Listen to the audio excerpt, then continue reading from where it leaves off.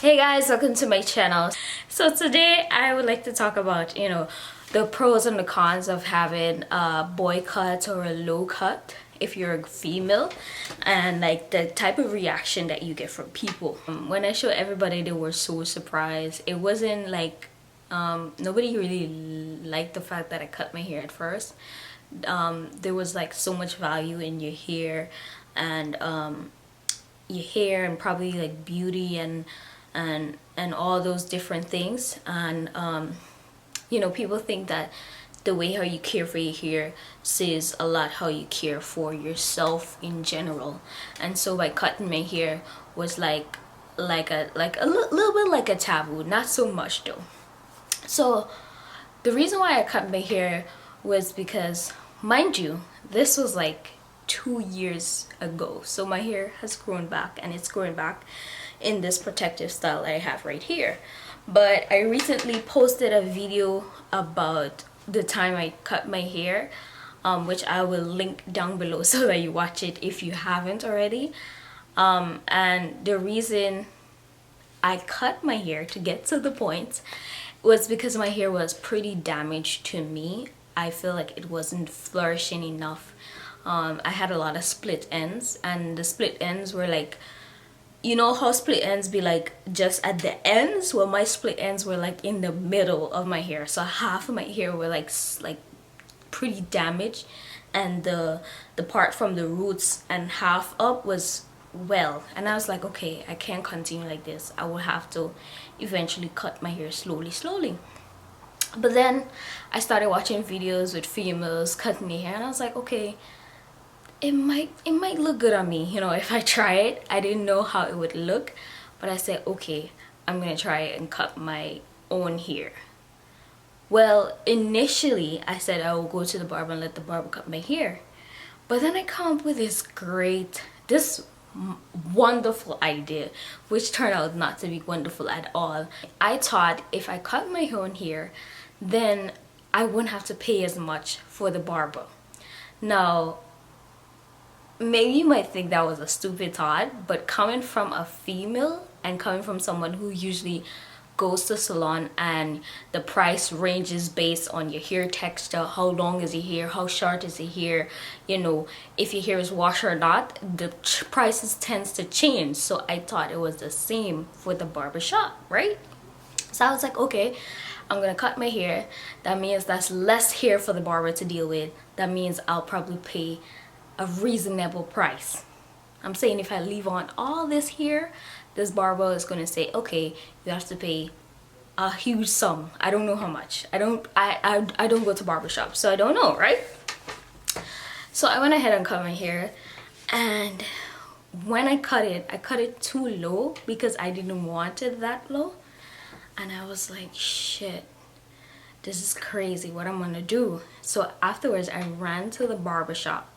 And mind you, if you have the idea of getting your hair cut, do your research and find a very skilled barber. Not just any barber. Find somebody who is experienced, somebody who shows quality work, prior clients have, favor them and all these different stuff. So I just ran to some barber nearby my house, and the barber, he wasn't bad at all. He gave me a nice cut, but at the same time, like, he just cut down the ends like this. Like, nigga, what the hell are you doing with my Jacksons?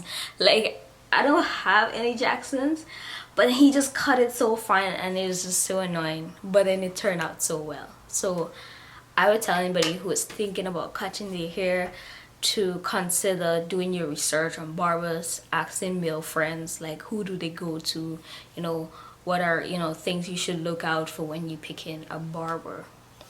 Let's get into the pros and the cons of having a boy cut, as I would call it. So which one do you guys want first? You want the pros or you want the cons? Alright, here what? I'm gonna give you guys the cons first, because I'm gonna leave the pros for last, because I think the pros are pretty nice. So the con of cutting your hair in a boy cut is that you do not know the proper shape of your head, so you don't know how you will look after it is cut. And a lot of people are worried about how their head is shaped, right? Thankfully my head wasn't shaped all that bad. People keep saying I have a small head, I have a small head. And even though it was like cute to them that I had a small head, to me it was just saying small head equals small brains, right? So I was like, no, I don't think I like that compliment at all. But I never told anyone. I just took it in and I was like, okay, I got a small head, I got a small head, whatever, right? So that's the first one. So you will never like really know the shape of your head, and you might feel a little bit of insecurity about how your head look, right? A second con of cutting your hair is that, you know, in the winter time you will start to feel your head a little bit cold, so you have to make sure you have something to cover your head. Make sure that, you know, your mole is not exposed, as my grandmother would say, so that you won't catch a cold or nothing like that. Another thing that is kind of similar to that is that people signify hair and your hair being grown with strength, like what was that name in the Bible with Keziah, oh shoot, what was it again? Samson and something, but he had long hair and he just cut it and then he had no more strength. Please do not come for me because I can't remember his name. I know the basic story from the Bible, okay? So basically people kind of you know, relate our hair, you know, like how long our hair is with the strength of a person, basically. And people also say that your hair is like an antenna. It connects you to like higher power, or like, you know, to like to be more conscious. So if you cut your hair, you know, they're basically saying that you're gonna be like less conscious or not so aligned with your consciousness. So that can be like a con as well. What else?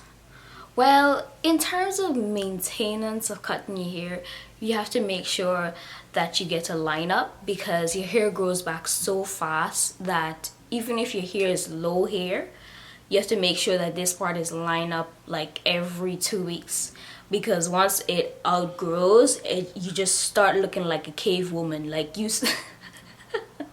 like your hairs just start grow. You know how my hair is out here normal, it looks cool, but when you have a low cut and you've already have like a lineup and then your hair overgrow that lineup, it doesn't look cute. So you have to make sure that if you cut in your hair, that you cut it like every 2 weeks to make sure that that lineup is looking good. But talking about how often you have to cut your hair, I think like every month, or don't even try to cut your hair itself every month. Just try to get a lineup every 2 weeks or every 4 weeks. This is like a month, right? So another thing about like a con of cutting your hair is that you have to be careful of who is cutting your hair, because of, you know, the equipments that they're using. You don't want to have like ingrown hair or get these ingrown boils or nothing like that, so you have to look into that as well. Another con to the short hair is that you think when you cut your hair that your life will automatically change, and whatever happened in your life will just change automatically, but that doesn't work. For a lot people think a lot of females cut their hair because of a breakup or something bad happening in their life, or you know, just something mentally happening in their life, and so they change their hairstyle. I feel like kind of females kind of do that, you know, like they will get a whole new color, hair color, or they'll do a whole new style if they just got out of a breakup. But not always necessarily the case. Sometimes you miss your long hair. You know, what a long hair girl has that a short hair girl wants, you know, those kind of thing. My grandfather usually say something along those lines. So sometimes, you know, you're gonna have short hair and you wish you had long hair, and then when you have long hair you wish you had short hair. So it's that temptingness to have both kind of hair sometimes. So basically, some people will throw on a wig, but the more you let your hair grow out, sometimes it's hard to like braid it down to put on a wig. So people try a lot of stuff, like they paste it down and then they put on a wig, and it's too much work. The last con to having short hair is when you want to transition out of your short hair to long hair. It takes a while for your hair to grow back to a point where you could put it in a ponytail, right? So it's a process. So you ask yourself, what do I do with my hair between the time that is short and the time that is long? Like what kind of style that can I, you know, rock that will make it look cute? So that can be confusing at times. So the pros about having short hair is that it's cute. It looks cute. You know, people compliment you about it. Like, oh my god, people will compliment you about it. You know, strangers will pass you on the streets and they'll be like, oh, your hair looks so nice. You know, you'll be getting that sexy ball leg kind of compliment from people, like, oh, you got sexy ball leg. Like, you know, like, and if you're like from like Caribbean countries, men will like call out names and be like, hey, sexy ballad, like things like that. And it's not cute, but like at the same time it's like compliments. I think it depends on if you want those kind of validations, you know. It's tempting that you would want to be called out for how cute you look, but at the same time, I don't think there's a reason why you should cut your hair. So one is that, you know, you're gonna look cute. It gives you a sense of confidence. It's like a short boost of confidence because it doesn't last long. People think like, okay, I'm gonna cut my hair and then I'm gonna get all the confidence in the world, and then, you know, like, you know, people can't talk to me because I'm a whole new person. None of that. Another pro of having short hair is that, you know, it's like it leaves you naked, or it leaves you with nothing to hide. Like you can't hide anything about your face, you can't hide anything about yourself. You feel bigger and you feel the need to continue going, you know. So like when you have a short hair and you're walking outside, like you can't hide behind your wig, or you can't hide behind a certain hairstyle. You know, everything is being shown about you, and it just helps you to keep going forward. Sometimes you forget that you don't have hair. It feels so free. You see like how this can be heavy and tasking on you. Like when you have short hair, you feel so free that, you know, like you're not worried. Like you could whip your head this way or that way, and like it's a form of freedom to not have a lot of hair sometimes. Especially summertime, like your hair is not hot in your back or nothing like that. Like you just feel free to go about doing what you're doing.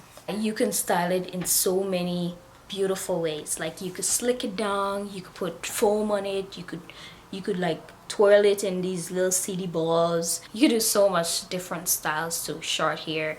You can do a taper cut, a pixie cut, you know, all those different styles that they be trying, and it's cute. So it's not like when you have a short haircut, it's limited to certain styles. There's different various styles you can try. Also, you can try to put like designs at the back of your head because your hair is short. Like, you know, like you can try so many different short risky styles because your hair is already short, you know. Like when you have long hair, you'll be a little bit worried about shaving out the back alone, but when you have short hair, you can do all kind of designs. You can like color it, you can bleach it, because you will cut it off eventually. So I think that's it for this video. Thank you for watching. I hope if you had any questions about the pros and cons of having a short haircut. I hope I've answered it. Thank you for watching once again. Please like, comment, and subscribe since you've reached this far in the video. Thanks and have a nice day. Bye.